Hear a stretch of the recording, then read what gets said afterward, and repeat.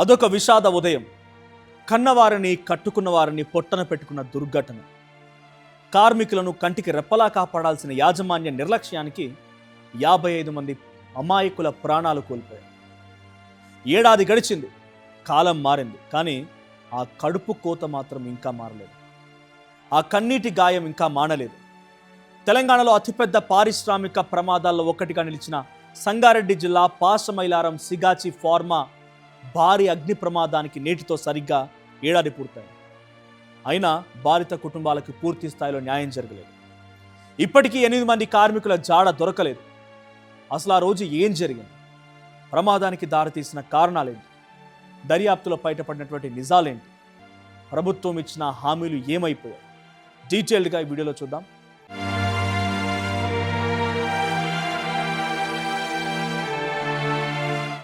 ఇక అది సరిగ్గా ఏడాది క్రితం పాసమైలారం పారిశ్రామిక వాడలోని సిగాచి ఫార్మా పరిశ్రమలో ఎప్పట్లాగే పనులు కొనసాగుతున్నాయి. వందలాది మంది కార్మికులు తమ తమ విభాగాల్లో విధులు నిర్వర్తిస్తున్నారు. నైట్ షిఫ్ట్ టైం అయిపోబోతోంది. ఇంకొద్దిసేపట్లో ఇంటికి వెళ్ళి కుటుంబ సభ్యుల్ని కలుసుకుందామన్న ఆ కార్మికులను మృత్యువు కబలించింది.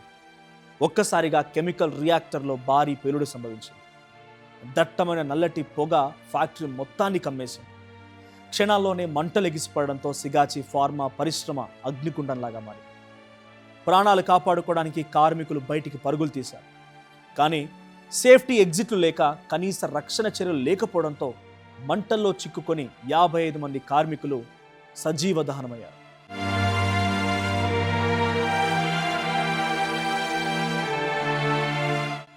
ఈ ఘోర ప్రమాదంలో 55 మంది ప్రాణాలు కోల్పోగా మరో 28 మందికి తీవ్రంగా గాయాలయ్యాయి.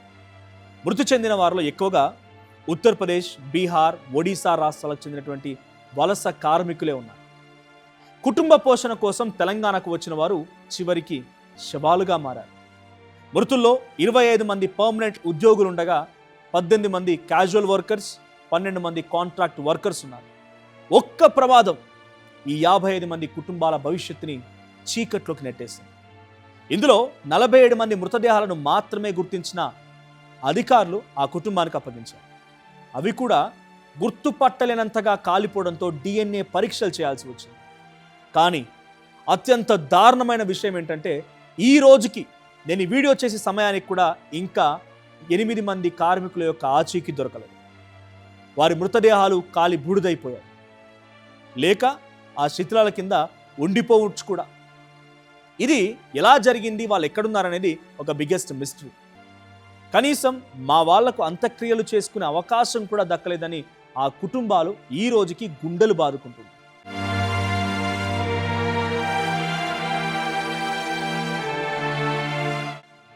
లాభాలే పరమావధిగా భావించినటువంటి కార్పొరేట్ శక్తుల నిర్లక్ష్యానికి ఈ ప్రమాదమే సజీవ సాక్ష్యంగా నిలిచింది. ప్రమాదం తర్వాత జరిగినటువంటి దర్యాప్తులో సంచలన విషయాలు బయటపడ్డాయి. దర్యాప్తు ప్రకారంగా సిగాచి యాజమాన్యం కనీస భద్రతా ప్రమాణాలని గాలికి వదిలేసింది. కంపెనీలో కెమికల్స్ను అనుమతించినటువంటి సామర్థ్యానికి మించి నిల్వ ఉంచినట్టుగా దర్యాప్తులో తేలింది. దానివల్లే this is the main reason, దానివల్లే కెమికల్ రియాక్టర్ పేలి ప్రమాదానికి దారితీస్తుందని అధికారులు నిర్ధారించారు. సేఫ్టీ ఎగ్జిట్లు లేకపోవడం కూడా ఈ ప్రమాదానికి మరింతగా విషాదకరంగా మార్చింది అని, కెమికల్ ఫ్యాక్టరీలో తప్పనిసరిగా ఉండాల్సినటువంటి గ్యాస్ మాస్కులు, ఫైర్ రెసిస్టెన్స్ దుస్తులు కూడా కార్మికులకు ఇవ్వలేదని విచారణలో తేలింది. వీటితో పాటుగా ఎమర్జెన్సీ అలారం వ్యవస్థని కూడా పనిచేయలేదని బయటపడింది. కొద్దిపాటి ఖర్చు ఆదా చేయాలనే ధోరణి, భద్రతా ప్రమాణాల నిర్లక్ష్యం చివరికి 55 మంది కార్మికుల ప్రాణాలని బలి తీసుకుంది. ప్రభుత్వం ఏర్పాటు చేసినటువంటి నిపుణుల కమిటీ కూడా పలు సాంకేతిక లోపాలతో 128 పేజీల నివేదికను అందజేసింది. స్ప్రే డ్రయర్ల నిర్వహణ సరిగ్గా లేకపోవడం, 800 HP మోటార్ల స్థానంలో 1700 HP మోటార్ల ఉపయోగించడంతో ప్రమాదం మరింత తీవ్రమైందని కూడా కమిటీ స్పష్టం చేసింది. కంపెనీ భద్రతా ప్రమాణాల అమలులో కూడా తీవ్రమైన నిర్లక్ష్యం ఉందని, భవిష్యత్తులో ఇలాంటివి జరగకుండా తీసుకోవాల్సిన చర్యలను కూడా కమిటీ సూచించింది. ప్రమాదం జరిగిన వెంటనే ప్రభుత్వం, కంపెనీ యాజమాన్యం బాధిత కుటుంబాలకు అండగా ఉంటామని ప్రకటించారు. భారీ పరిహారం అందిస్తామని, బాధ్యులైనపై కఠినమైనటువంటి చర్యలు కూడా తీసుకుంటామని హామీలు కూడా ఇచ్చారు. కానీ ఏడాది గడిచినా పూర్తి స్థాయిలో న్యాయం జరగలేదనేది బాధిత కుటుంబాలు ఆరోపిస్తున్నారు. 55 మంది బాధిత కుటుంబాలకి ఇప్పటి వరకు కేవలం 24,051 కోట్లు మాత్రమే లభించాయని, అంటే ఒక్కో కుటుంబానికి సగటున 45 లక్షల రూపాయల మేరకు మాత్రమే పరిహారం అందిందని వాళ్ళు చెప్తున్నారు. ఇస్తామన్న కోటి పరిహారంలో కూడా మిగిలిన మొత్తాన్ని ఇప్పటికీ చెల్లించలేదని బాధితులు వాపోతున్నారు. పరిహారం కోసం రాష్ట్ర హైకోర్టులో కూడా పిల్ దాఖలు చేశారు. పలుమార్లు జిల్లా కలెక్టర్కి వినతి పత్రాలు కూడా ఇచ్చినా కలెక్టరేట్ ఎదుట నిరసనలు తెలిపినా తమకు న్యాయం జరగలేదనేది వాళ్ళ ఆవేదన. ముఖ్యంగా అవశేషాలు దొరికినటువంటి 8 మంది కార్మికుల కుటుంబాలు తీవ్ర ఇబ్బందులు ఎదుర్కొంటున్నాయి. డెత్ సర్టిఫికేట్ ప్రక్రియ పూర్తి కాకపోవడంతో పరిహారం విషయంలో ఆలస్యం జరుగుతుందని వాళ్ళు ఆవేదన వ్యక్తం చేస్తున్నారు. మరోవైపు ఈ ప్రమాదంలో తీవ్రంగా గాయపడిన కార్మికుల పరిస్థితి కూడా అత్యంత దయనీయంగా మారింది. ఏడాది గడిచినా చాలామంది ఇప్పటికీ చికిత్స పొందుతూనే ఉన్నారు.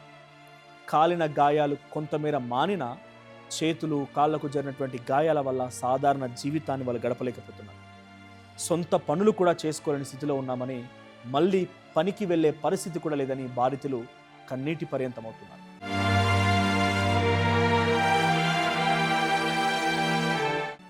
ఇక సిగాచి ప్రమాదం తర్వాత కూడా ఫార్మా కంపెనీల్లో పరిస్థితులు మారలేదు. గతేడాదిలోనే సంగారెడ్డి జిల్లాలో 15కు పైగా పారిశ్రామిక ప్రమాదాలు జరిగాయి. బాయిలర్ పేలుళ్లు, గ్యాస్ లీకేజీలు, రియాక్టర్ ప్రమాదాల్లో పలువురు కార్మికులు ప్రాణాలు కోల్పోయారు. బొల్లారం, జహీరాబాద్, కాజిపల్లి, పటాన్చెరు ప్రాంతాల్లో జరిగిన వరుస ప్రమాదాలు కంపెనీల్లో భద్రతా ప్రమాణాలపై కూడా మళ్ళీ ప్రశ్నలు లేవనెత్తుతున్నాయి.